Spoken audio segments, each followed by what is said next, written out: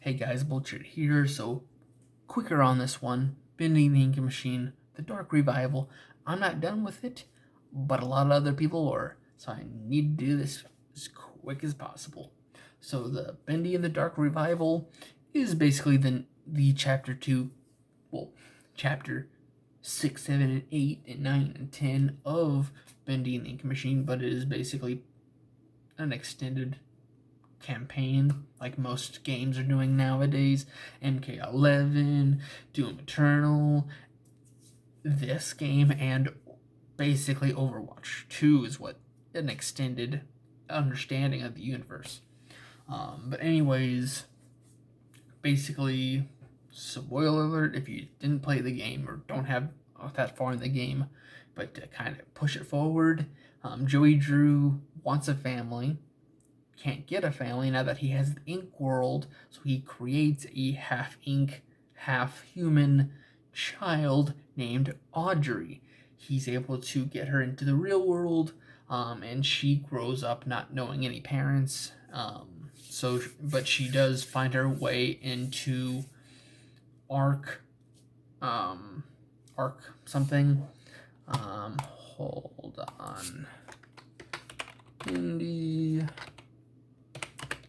Arc. Nathan Arc. Shoot.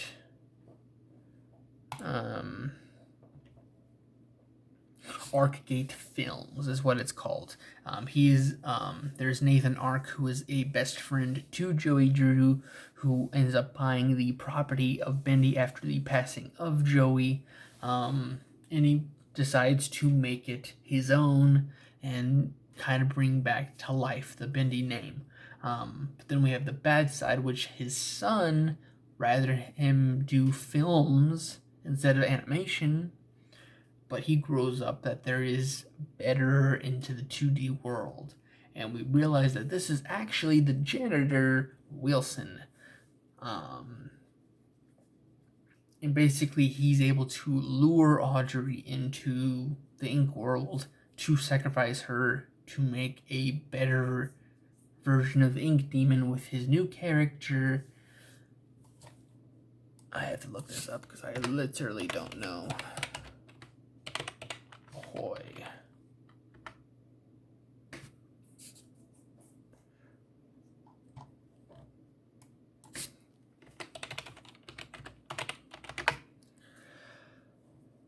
Ah.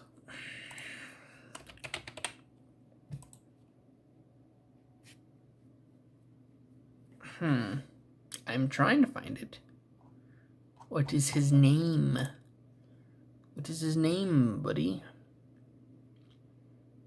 Anyways, he's like the sailor character in the end. We do get to see this if you guys go back to my part 1. I do have a small snippet in the beginning where I go over the drawing of him, the concept art that's on a desk for him. And then we also, let's see here. We get into the world, we meet all the old characters. Basically, every time the film of the end was played, it just restarts the universe of the ink world. And we also realize that Joey created the ink world to reset to torment Henry for leaving him. And then eventually he realizes that's wrong. He'd rather do something better. Well, actually, I don't even think he does. I think he just says, there's new life now. Still screw Henry, though. So he blames Henry for the downfall of Bendy. And that's what the entire first game is about. And then, now that Wilson comes into the play, he's able to lock every single character that goes against most of the runs, so he can be a god slash like holder of what the fuck? Okay, that's a weird one. Anyways, basically everyone gets locked up. Sammy, Alice, Allison. He can't do anything to the ink demon, but he can like take his powers away for a point and give him bendy form. And then who else? He's able to get a hold of the projectionist. I'm trying to remember who else he's able to really get a hold of. But he's able to lock everyone away, including Henry. And basically, it's like almost a whole year without any reboots of the universe, so life is able to actually bring upon itself. And basically, he's become like the ruler. He's like the dictator, because there's the dictator posters. And basically, Allison and I'm trying to remember who I think it's like Tom, the Boris, that actually is like an old mechanic. But they go around trying to solve the situation. They get a few new people. They're able to free Henry and kind of help in the end.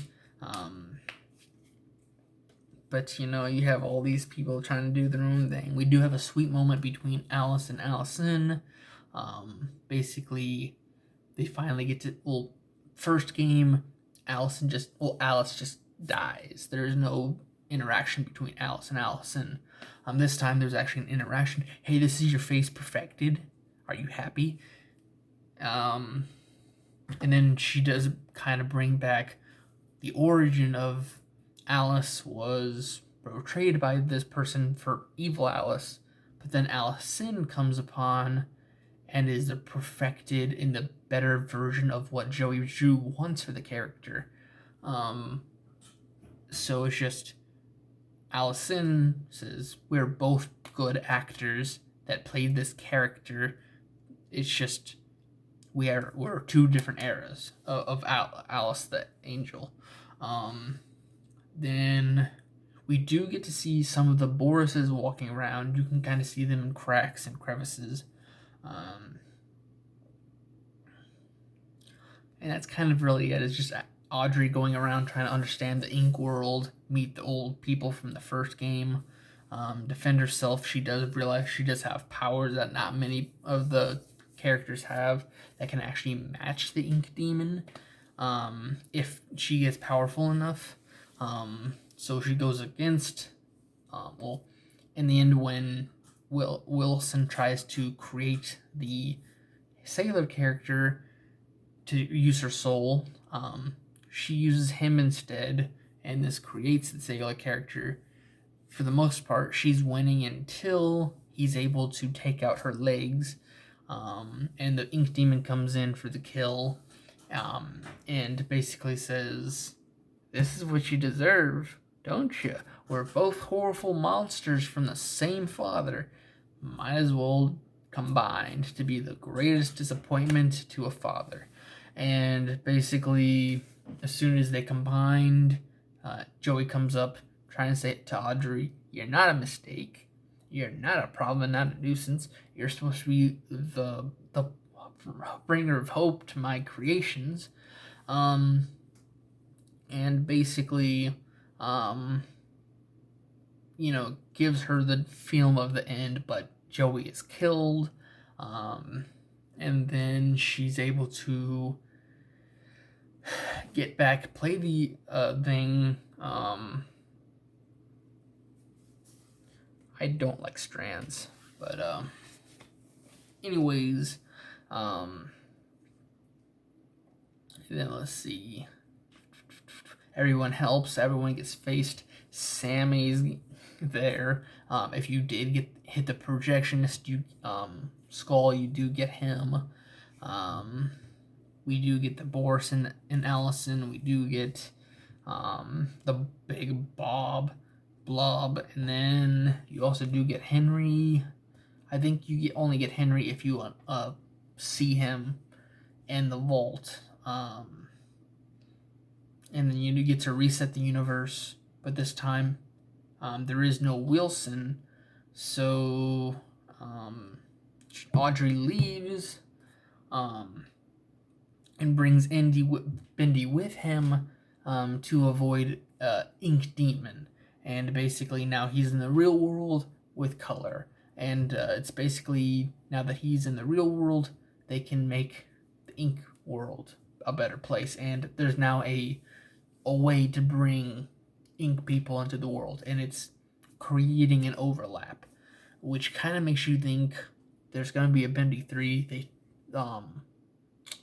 Gent Corporations, the people who created most of the stuff for Joey to make the ink machine, they take the ink machine away to probably make a third game. And Audrey does take over the company, and now that she is she is the legacy.